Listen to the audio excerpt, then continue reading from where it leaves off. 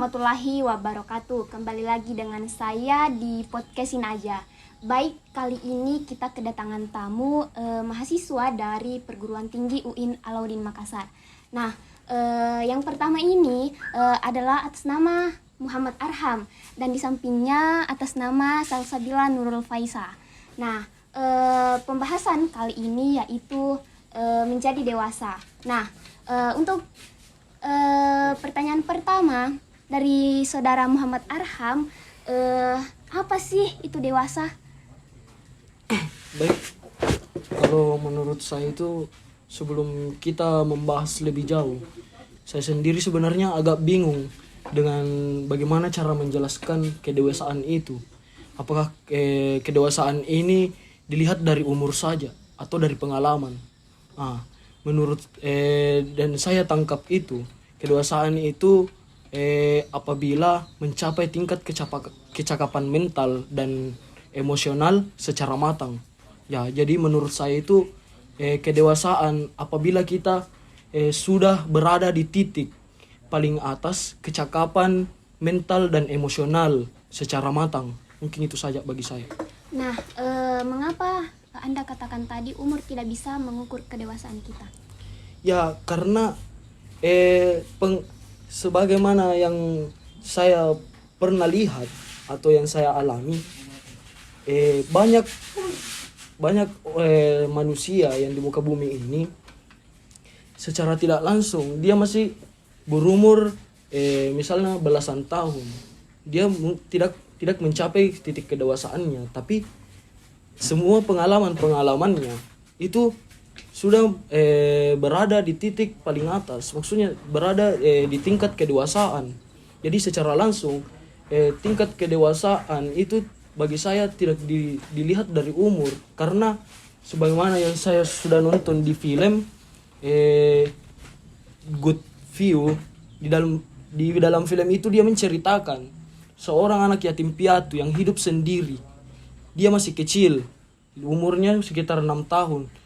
Secara tidak langsung dia sudah berada di tingkat kedewasaannya sendiri. Jadi bagi saya tingkat kedewasaan itu tidak diukur oleh umur seseorang.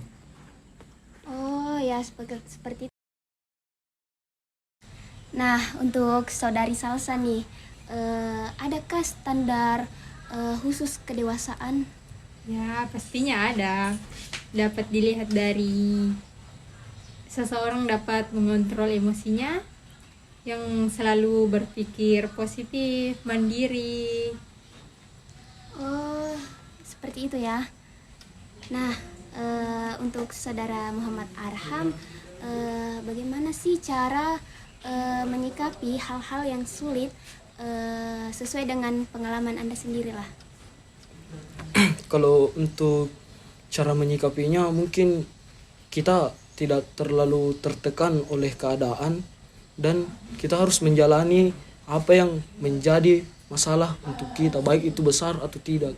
Karena di sesulit apapun keadaan kita, di balik kesulitan itu pasti ada Tuhan telah mengatur semua keadaan kita. Jadi di balik kesulitan pasti ada kebahagiaan, begitu. Oh, iya ya. Nah, untuk saudari Salsa nih, bagaimana sih cara kita mengukur kedewasaan seseorang? Ya, kalau itu sih dapat dilihat dari kehidupan sehari-hari. Simpel saja sih, dilihat dari cara seseorang mengendarai sepeda motor, mengemudi mobil. Apabila ada kemacetan, dia selalu marah atau dia tidak sabaran, pasti dia belum dewasa. Oh, begitu ya. Sebagai tambahan, mungkin saya bisa menambahkan dari pertanyaannya saudari Salsa.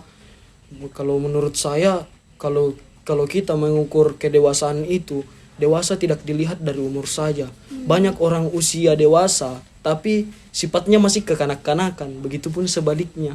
Ada yang orang masih anak, ada yang berusia dini tapi sifatnya sudah dewasa, seperti yang saya bilang tadi kan. Mungkin itu bagi saya. Nah, baiklah, itulah tadi hasil dari pembahasan kita terkait tentang menjadi dewasa. Sebagai kesimpulan, menjadi dewasa itu tidak dapat diukur oleh usia atau umur seseorang. Banyak orang di luar sana yang usianya sudah dewasa tapi sifatnya begitu kekanak-kanakan, dan juga begitu sebaliknya. Nah, tergantung lagi dari kita lah bagaimana menjalani hidup, bagaimana cara kita menyikapinya. Nah, untuk teman kita, saya ucapkan banyak terima kasih telah hadir di sini, tepatnya di podcastin aja ya. Nah, saya akhiri. Assalamualaikum warahmatullahi wabarakatuh.